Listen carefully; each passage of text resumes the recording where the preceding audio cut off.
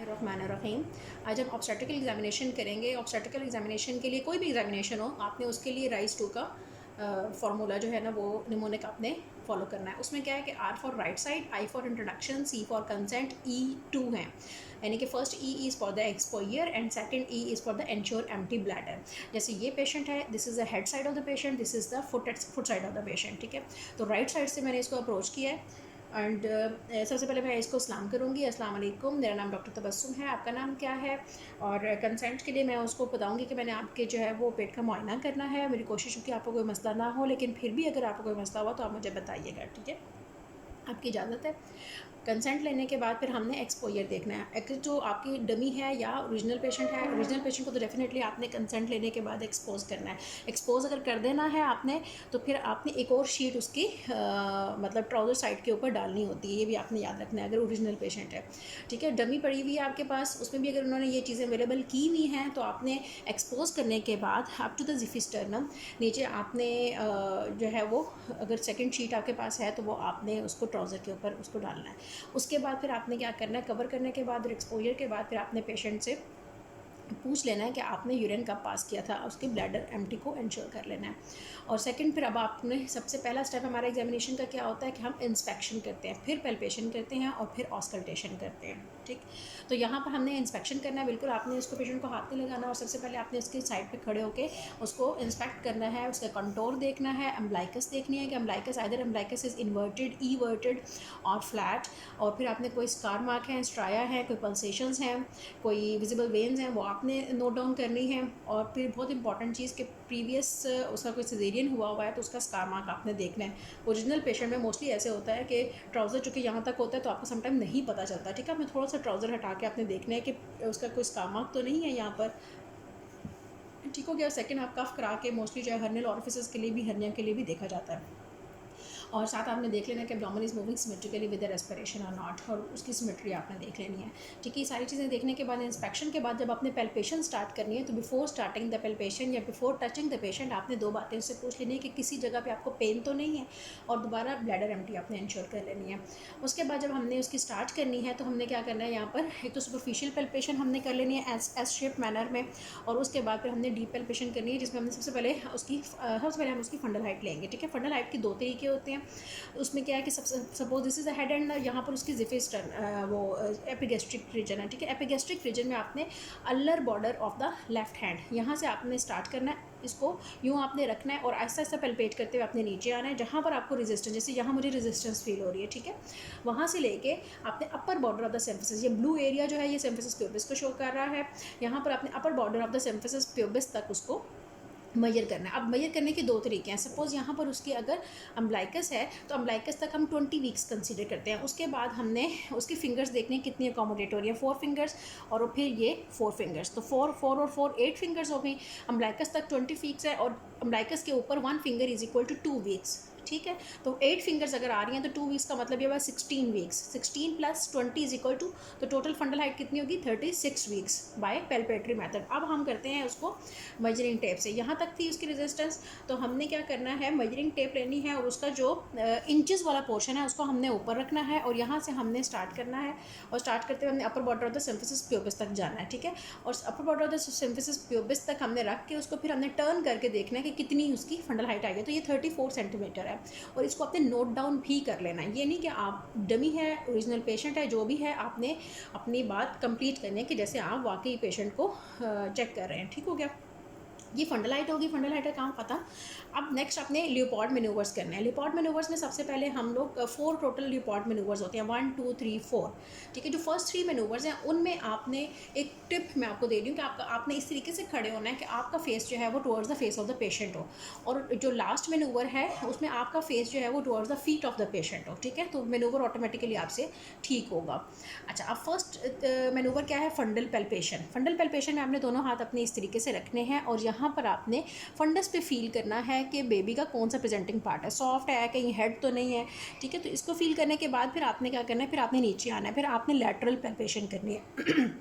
Lateral palpation में आप लोग गलती क्या करते हैं कि अगर तो पेशेंट पड़ा हो तो फिर तो शायद आप ना करें, ऐसे यकीनन नहीं करेंगे, लेकिन चूंकि डमी पड़ी होती है या फिर कैसे ऐसे ही पिलो पड़ा हुआ होता है तो फिर आप लोग क्या करते हैं, यहाँ साइड से पकड़ना शुरू कर देते हैं। यहाँ से नहीं, आपने पेशेंट को नहीं पकड़ना, आपने बेबी को फील करना है, आपने यूट्रस को आपने दोनों साइड से पकड़ना है, ठीक है। तो एक साइड से आप स्टेबल रखेंगे, दूसरी साइड से आप पैल्पेट करेंगे। जैसे अब ये इरेगुलर सी साइट है तो इसका मतलब मुझे पता चल रहा है कि यहाँ पर लेम्स हैं, और उसके बाद फिर मैं यहाँ से इसको स्टेबल करूँगी और इधर से फील करूँगी। तो एक तो ये स्मूथ है और रेगुलर है, और दूसरा इसके अंदर थोड़ा मुझे हार्ड पार्ट फील हो रहा है, तो इसका मतलब ये है कि उसकी बैक है।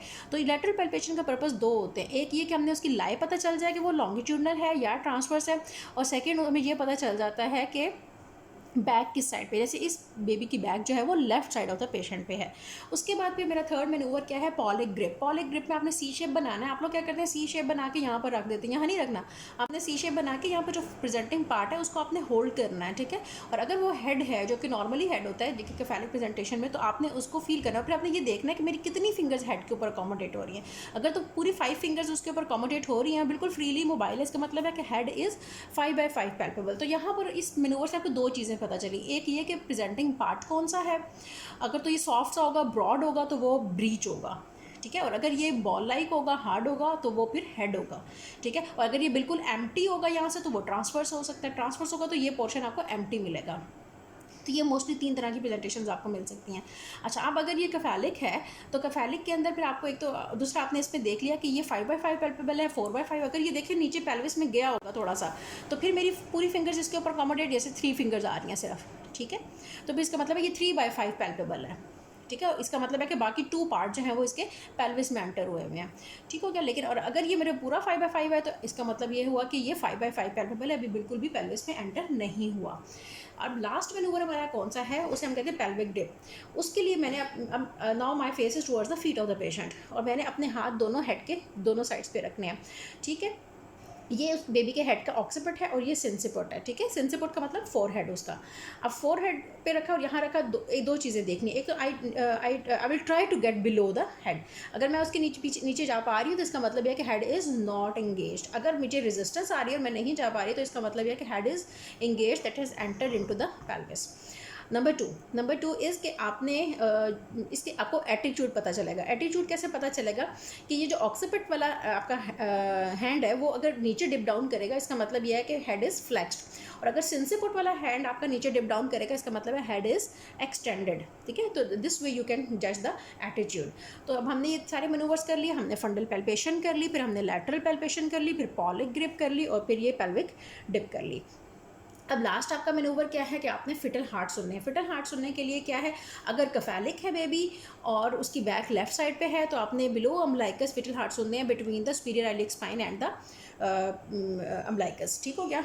और इसी तरह से अगर ये राइट साइड पे तो मैं राइट साइड पे सुनूंगी, और अगर ब्रीच होगा तो फिर आपने अबव द अम्बलाइकस सुनने हैं, ठीक है। और जिस साइड पे आपको बैक पेल्पेट होगी उस साइड पे आपने फिटोस्कोप रखनी है। अच्छा, मेरे पास फिटोस्कोप अवेलेबल नहीं थी, मैंने ये ग्लास रखा, और फिटोस्कोप भी कुछ इसी तरह से होती है, यूँ उसका फ्लैट होता है, नीचे से इसी तरह से ये राउंडेड पोर्शन होता है। ये जो राउंडेड पोर्शन है इसको आपने उसकी बैक पे रखना है, और फिर आपने अपना ईयर जो है वो इसके ऊपर थोड़ा सा प्रेस करना है, यहाँ पर आप रखेंगे, और फिर आपने क्या करना है, अपनी जो रिस्ट वॉच है उसको आपने अपने सामने रखना है, और आपने काउंट करना है 1 मिनट के अंदर कितने फिटल हार्ट आए हैं, ठीक है। तो this way over abdominal examination is completed. उसके बाद फिर आपने पेशेंट को थैंक्स बोलना है, और आपने ये उसको जो अनकवर किया हुआ था वो आपने कवर करना है, और जो आपकी फाइंडिंग्स हैं वो आपने डॉक्यूमेंट करनी है। और लास्टली ये कि आपने जो फिटल हार्ट लेने हैं तो उसकी रेगुलरिटी और उसका जो काउंट है दोनों चीज़ें आपने देखनी है। रेगुलर है फिटल हार्ट और इतने हैं बीट्स पर मिनट, ठीक है। अब आप इसको नरेट कैसे करेंगे, ठीक है। नरेट आपने इसको कैसे करना है, अगर कोई आपको कहते हैं एग्जामिनर कि आप बताएं कि अपनी फाइंडिंग्स क्या हैं,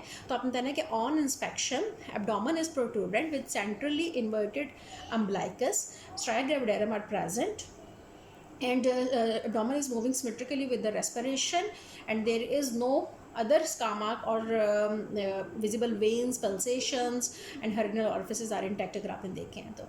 उसके बाद नेक्स्ट क्या है, palpation. On palpation, fundal height is 34 centimeter with longitudinal lie and cephalic presentation, and fetal heart rate is 140 beats per minute, and estimated fetal weight in this way आपने थोड़ा सा estimate fetal weight को assess कर लेना है कि वो कितना है, और लाइकर वॉल्यूम को assess कर लेना है। लाइकर वॉल्यूम अगर कम होगा तो फिर आपको बेबी बहुत ज़्यादा fetal parts बहुत ज़्यादा फील होंगे, और आपको ये लाइकर वॉल्यूम जो है वो आपको कोई डिप नहीं कर रहा होगा आपका हाथ, और इसके अलावा आपको ज़्यादा जो है ना वो बेबी के पार्ट्स ही महसूस हो रहे होंगे। तो इसका मतलब है कि लाइकर वॉल्यूम कम है, और अगर नॉर्मल होगा लाइकर वॉल्यूम तो आपको बेबी को पार्ट्स भी आप इजीली पैल्पेट कर पा रहे होंगे, और थोड़ा आपका हैंड डिप भी कर रहा होगा, ठीक है। और उसके अलावा अगर लाइकर वॉल्यूम बहुत ज़्यादा होगा तो बिल्कुल डिस्टेंडेड भी हो सकता है एब्डोमेन, और आपको फिटल पार्ट पैल्पेट करने में प्रॉब्लम हो सकती है। और इसी तरह से आपने बेबी के वेट के ऊपर भी कमेंट करना है कि आपको कितना आपका असेस कर रहे हैं कि, और उसको आप रेंज में बता दें 2.5 to 3 kg आपको फील हो रहा है, 2.2 to 2.8 kg फील हो रहा है, ये आपने एस्टिमेटेड फिटल वेट हो गया, ठीक है। दिस वे हमारा abdominal examination is completed. So next इंशाल्लाह नेक्स्ट स्टेशन के साथ मिलते हैं।